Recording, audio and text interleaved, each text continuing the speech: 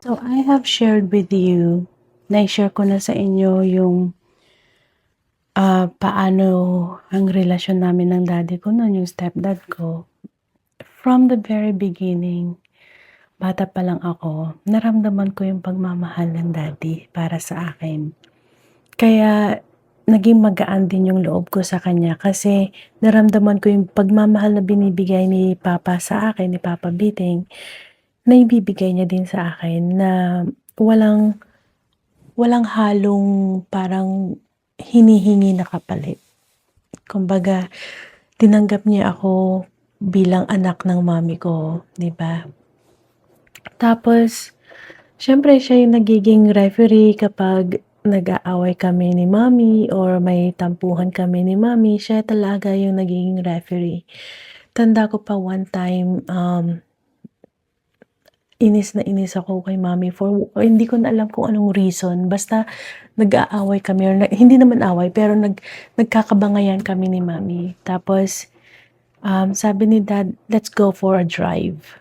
Ayun, nag-drive kami somewhere, kumain kami ng ice cream, and I remember also si daddy yung bumili ng first diamond ring ko.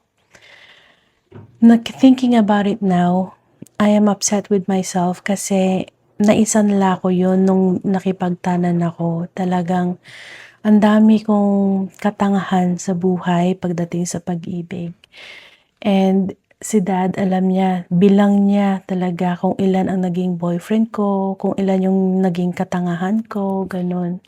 Alam na alam niya. And it's funny kasi alam din ni daddy yung kung kailan ako rereglahin, yung gano'n. Tapos ibibili niya ako ng mga pagkain or tatanungin niya pa ako na, "Oh, are you okay? Do you feel better?" Yung gano'n. Maganda talaga yung samahan namin ni daddy. Kaya naging masakit sa akin na bigla na lang nagbago ang lahat dahil sa isang tao. Hindi na na-explain sa akin ni dad kung ano yung naging fully reason kung bakit nagalit siya na naging asawa ko si Mr. Flavel. Alam ko naman kasi hindi siya galit na naging mag-asawa kami actually. Kasi nung simula pa lang naman ng aming relasyon, yung married life namin ni Mr. Flavel, kasi hinatid pa nga ako ni daddy sa bahay, 'di ba? Nung sinundo ako ni Mr. Flavel. October 7, 2017, hinatid niya ako sa apartment ni Mr. Flavel sa Lake Wales, Florida. And yes, binulong sa akin ni daddy na if ever you get a divorce, it does not work out, make sure you stay away from him, get as far as possible, ganun siya. Siguro lahat ng magiging ama naman, I understand naman na every parent, every daddy will want the best for their little girl. Especially, inalagaan talaga ako ni daddy, binigay niya lahat ng pangangailangan ko. Pinag-aral niya ako sa magagandang school, nakapag-aral ako sa Greece, nakapamasyal ako sa Italy, napag-shopping ako sa Italy, sa Milan, nadalhan niya ako sa Hawaii, Singapore, every places you could possibly think of, Amsterdam, Germany, lahat ng magagandang alaala andun pa rin sa puso. Talagang alam mong binigay niya lahat ng kaya niya. Kaya naging masakit para sa kanya kung ano man ang naging reason nang bigla na lang nag-shift ang ang pakikitungo sa akin. Also because alam niya na I'm going to choose Mr. Flavel no matter what. Alam niyo ba, noong na-meet ni Mr. Flavel, pumunta si Mr. Flavel sa bahay for the first time to meet my family. Sinabi ni Daddy kay Mr. Flavel, "My daughter, when she loves you forever. She's not going to let go no matter what." Naramdaman ko kung gaano niya ako kamahal noon kasi sinasabi niya kay Mr. Flavel yung parang hindi niya madirektang sabihin na alagaan mo yung baby girl ko kasi kilala ko yan 'pag nagmahal yung gano'n. Kaya alam ko na mahal ako ni dad. Kaya hindi ako nagtatanim talaga ng sama ng loob sa kanya. Alam ko yung masama yung parang may tampo ako na bakit bigla na lang nagbago, bakit hindi kami nakapag-usap.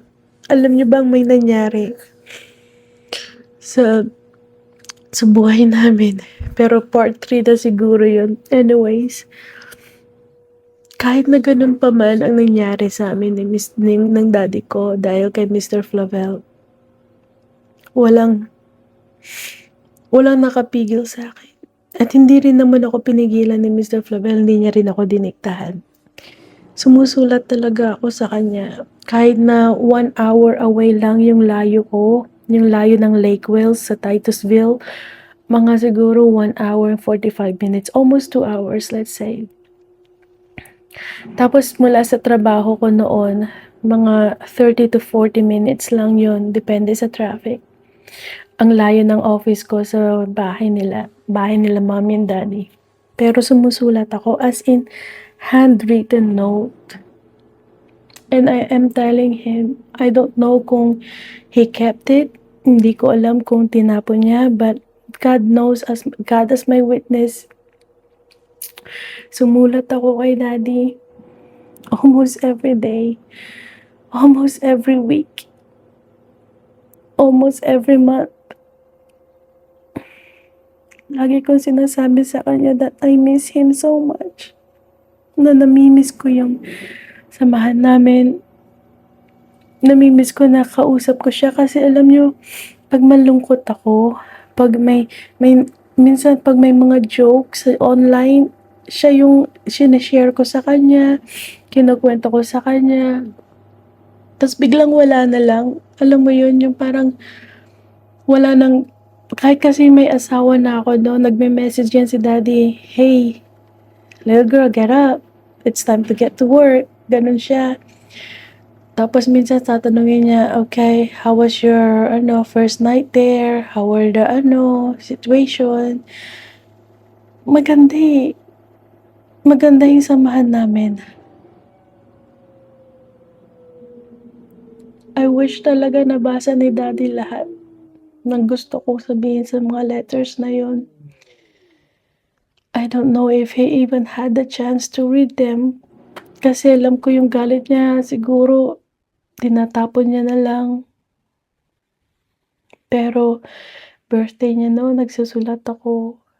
Father's Day, Christmas. Pero never siyang nag-reply sa akin eh, kaya hindi ko alam if he read it.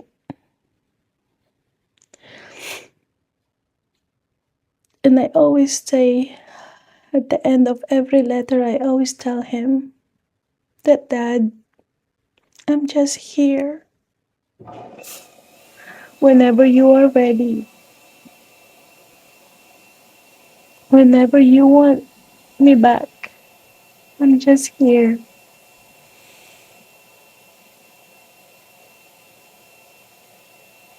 And it never happened. I really thought sobra kong in-expect na talaga magiging okay kami before anything happens. My part naman, within that, hindi naman buong 8 years ay magkagalit kami ni Dad. Kasi meron din namang ibang parts na naging okay, and that's gonna be in another video. Pero para sa akin, para sa mga anak yan, don't lose hope. If your parents don't want to talk to you kapag galit sila, may sama sila ng loob sa'yo, write to them and let them know that you accept. Kasi ganun ako nun. Sinabi ko, I accept whatever it is, and I'm not going to argue with you. I'm not going to try to defend myself. I will accept however you feel.